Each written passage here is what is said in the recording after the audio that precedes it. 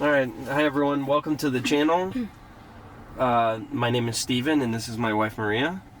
And as the channel is new, obviously we haven't really introduced ourselves much, but at this point we're going to go ahead and just start making content and starting to address some of the different things that we found interesting or sharing our experiences with full self-driving, Tesla, electric vehicles, etc. So anyway, without much further delay, let's just hop right into it. So the first thing I want to mention is if you're new to this and you don't really know how full self-driving works, whenever you see this rainbow road looking line, that means we're in full self-driving mode. And you can choose what to, you can turn that on or off. Also, you might notice that on the side here, there's some like visualizations. So for one, all of the stuff that you're seeing on the screen is what the car is perceiving. Okay, so when it perceives the lights and the other vehicles and the lines, that's not coming from some sort of map information. That's just what it perceives. And then if there's like three-dimensional objects and things like that, then you'll see that in here. But there's plenty of videos of that online, so I don't want to get too much into the details of what is full self-driving and how does it work, and as far as just the little basic stuff. What you need to know is the car is in self-driving mode and I am not accelerating, braking, or taking over unless there's a situation where it's for some reason unsafe, which, you know, I don't think is likely to happen, but let's see. Anyway, so I wanted to do this video so that people know I come from an engineering background. I work specifically in software development and analysis of data, specifically for performance of high performance computing storage for enterprises, you know, big businesses, medium big businesses, and so from my perspective, there's a lot of stuff that I'm thinking about related to software and AI and the way that it works when self-driving is. So I thought this would be an interesting video where I could interview my wife, who this is her primary driver. In fact, it's our family's primary driver. We have other vehicles, but they're gas vehicles, and we can get into why this car we drive it all the time and those ones we hardly ever drive. But she's the one who drives the vehicle the most, and we have an agreement that when we drive the vehicle, we're going to basically drive in full self-driving mode exclusively. But yeah, let's get right into it. So first off, why Tesla? Why drive the Tesla and not our Acuras, or, you know, why this car? What do you think? Well, there's a bunch of reasons why, and the most obvious one is no gas. No gas. Right. Once you try this, it's very hard to go back because it's way more comfortable. You don't have to think. What do you mean you don't have to think? What does that mean? Talking about full self-driving. Yeah. Okay. Okay. You don't even have to think what you're doing. You're obviously paying attention, right? But you're paying attention like if you were like in the passenger seat. Yeah. Basically. Well, it's like the best way I describe it to people is like, imagine you have an Uber driver that takes you wherever you want, except for one, it's like way more reliable in certain ways. Like, it's not necessarily perfect, but you know, it's going to stay in the lanes and keep its distance from other cars, and it's going to react really well. But it's like an Uber driver that's driving you everywhere that you can just take over at any moment if you feel uncomfortable or if you disagree with the decision or whatever. Well, it's like when you're driving and I'm in the passenger seat and I'm telling you all the time, like, oh, slow down. Oh, there's a car coming. Like, it's the same thing. The same thing I do when the car is driving itself. I'm just like looking at what it's doing and making sure it doesn't do anything risky, and I take over if I have to. Well, you used to, when we didn't have this car, and you used to tell me all the time, you know, you would criticize the way I drive all the time, and you know, like, to be clear, I'm not somebody who gets into lots of accidents or anything like that. So. But I think that's what every wife does. Yeah, it's like a certain thing. Like if it's late at night or something, and I'm going. Since we've gotten into full self-driving, I have heard you really complain maybe once or twice. Yeah, you know, when you're not driving, and if you're looking at your phone. But I don't. Yeah, I can't. Well, you can't. But if you just grab it or something, and the car goes like beep beep, look at the road, then I'll be like, yeah, put it down. But that's Yeah, it. but I'm talking also about a safety thing. So maybe you should talk a little bit about the PTSD car accident stuff. Yeah, so around 6 years ago, I had a car accident, and after that, I felt scared to drive. I don't know if scared is the right word, but it would make me very anxious, and it felt like I was like, you know, that movie Final Destination. Like I could see every potential danger. Yeah. So you had some pretty severe trauma out of a accident where you could have died, and you end up in the hospital. And basically, the accident that I had, a dog ran. A dog came out in front of the car. Yeah, on the highway. So, especially at night, it would make me very anxious to drive because I can't see very well at night with the lights of other cars and everything. It makes me like my vision is not as clear. And here in North Carolina, it's full of deer. Yeah. So it would make me very nervous, and I would avoid it. Like if I could choose to drive day or night, I would never drive at night. And so now we have this car, and I can rely on it, and I'm not nervous at all. At Wasn't any there? time. Like, even Wasn't if there a it's time raining. where? Yeah. That's true. There was once that I was coming back home, and I had to drive like 25 minutes to get home, all through back roads, and it was super dark, and it was raining pretty hard, and I couldn't see the lines on the road. I couldn't, but the car could. Like I could see the car detecting and seeing all the lines on the road, and it took me and got me home safe. It was perfect. Yeah, well and I think like you probably knew also to look and think about the car can see but I can't see. Right. Because before that we had an experience that was like, we were in South Carolina, okay, and it was like not a hurricane, but it was raining so hard that the whole windshield was constantly covered with water, and you know. I was nervous at that time, but not as nervous as if I were in a different car. True, but like, yeah, well, for all-wheel drive in this vehicle is excellent to start with, and also the way that the weight with all the battery and everything, the weight, it's very, very, you know, it's not likely to flip over at all, and it's very highly rated, like, you know, record-breaking safety ratings, but in Europe and the U.S. But what I wanted to point out was, okay, under those conditions, it would have been literally impossible to drive. Now, we were on a beach trip 6 hours away from home, and then we had also driven to Charleston, South Carolina, which was another hour and a half away from our safe little hotel, right? And there was this massive downpour.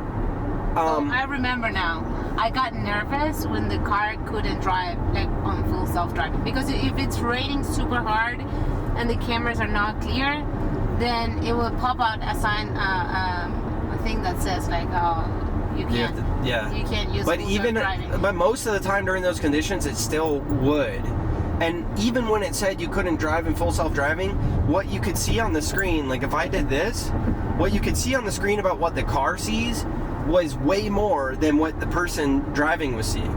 So like you could see these lines, and you could see other cars, and you could see stuff, but out of the actual windshield, you couldn't really see anything at all. And so what was interesting about it was that for me, it was the first time I realized that, like, I mean, obviously, you know, this is augmenting you because you can, like, as you're driving, even if you're driving and not in full self-driving, you can see the cars around you and stuff. But in that moment, you were literally either stuck in a storm that potentially would have stranded us for hours, or you could go at like 30, 40 miles an hour, and using the augmentation of the cameras, you could see what was on the screen even when FSD wasn't able to work, which maybe it was like 20% of the time. The other 80% of the time, it would allow you to do it. So that kind of taught us that if it's raining really hard and you absolutely need to get somewhere, you can rely on the camera system in the vehicle, whereas in other cars, there's no way. And so it's a very interesting experience, and so I'm sure that when you had your experience later, you're driving through the back roads in the woods and it's raining, and you're like, I gotta get home, but I can't see anything. Full self-driving was able to take you there all the way, and you felt comfortable, and you knew to look over here and say, okay, I understand what's happening. Yeah. The only thing is, particularly with animals like deer, you can see that the car is seeing it, right? Like if a deer starts running now on the street, you would see it on this screen, right? Yeah. But the car won't stop. Well, we haven't had an experience where a deer jumps out in front of us to know for sure. Yeah, you're right. No, not really with deer, but I've seen it happen with like smaller animals, like a bunny or a squirrel. Yeah. And it won't stop. So. But it's still questionable, No, the other day I was taking Amelia to school, and I was driving through a back road, and I saw on the side of the road like 4 deer waiting to cross, and the car was in full self-driving, and it was going like 50 miles an hour, and I see the deer, and they started running, trying to cross the street, and I had to stop, you know. Yeah. So you still have to pay attention, of course.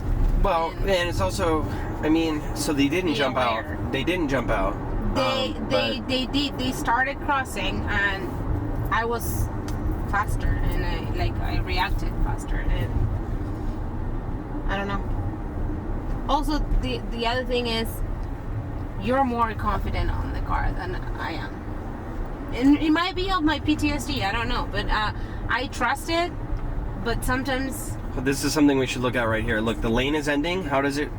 Does it respect the other drivers, or does it go ahead? Like. No. Yeah. So this part.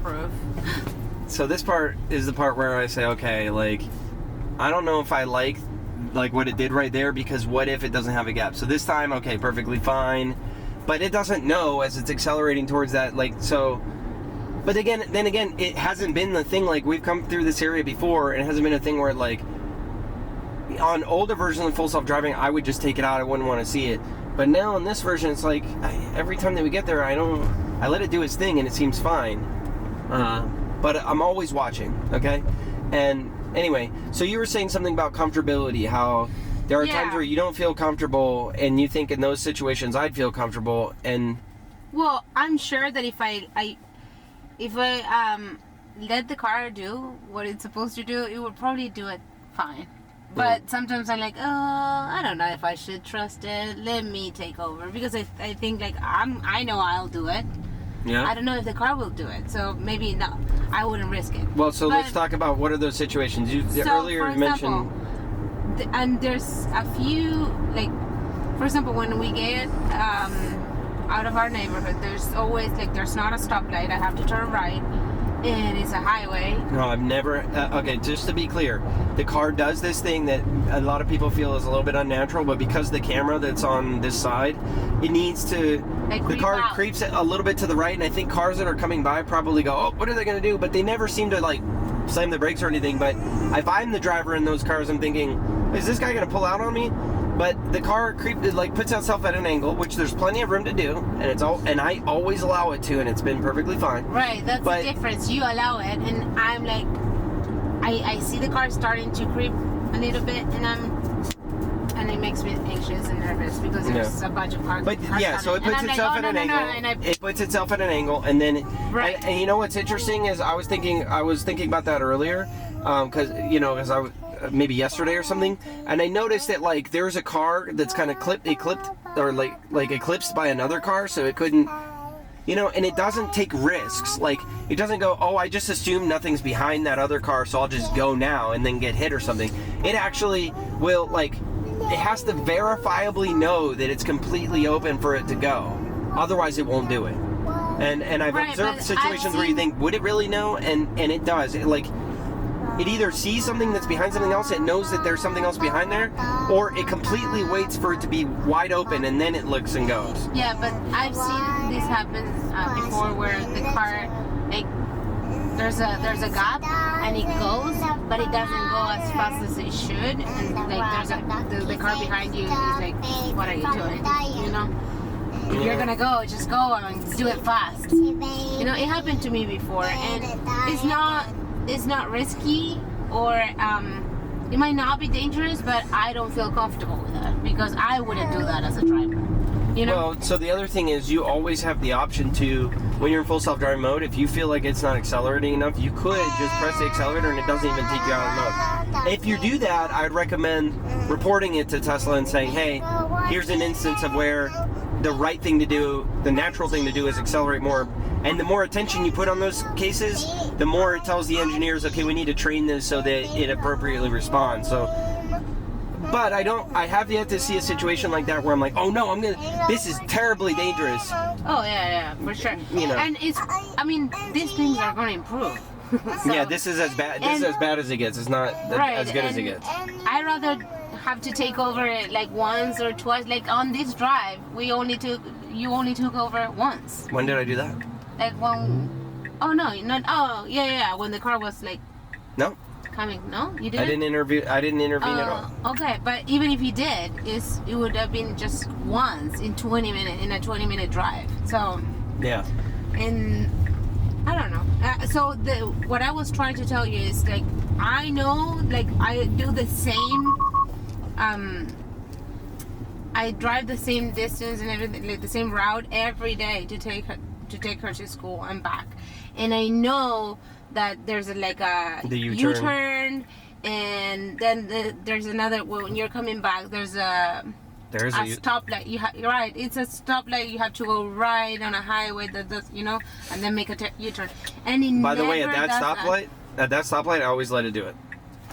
Well, sometimes it tries to go to the left. It's like, no, I have to go to the left, but I have to go to the right and then you go there a lot more often than I do, so... Yeah, I do it every day. Okay. And it usually doesn't do it. On 11.4.9? Listen.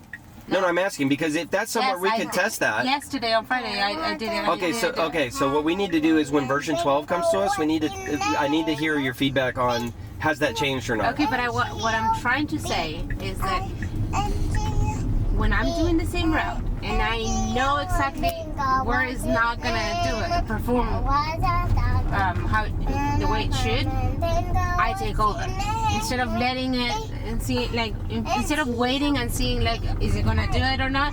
I just take over. Like if the U-turn is coming, I push the brake and I do it myself, and then I put it back on top. And I actually try to record a little message to keep getting. To get more attention onto those situations so that I'm sure they know, but the more you can flag situations, the better it is. Yeah. But overall, it's a great experience, and it's way different than driving a regular car. Yeah, absolutely. I'm never going to go back, and I'm looking forward to having another one and getting rid of I think actually, the way I'm looking at it is maybe... At this point, I don't see any real reason to keep gas cars. That's what I'm getting down to. I really don't see. And we're only talking about full self-driving, the reasons why we like full self-driving. But we could go on forever. There's reasons why I would rather have an electric car than another car. Right. Okay. So we will continue this conversation another time.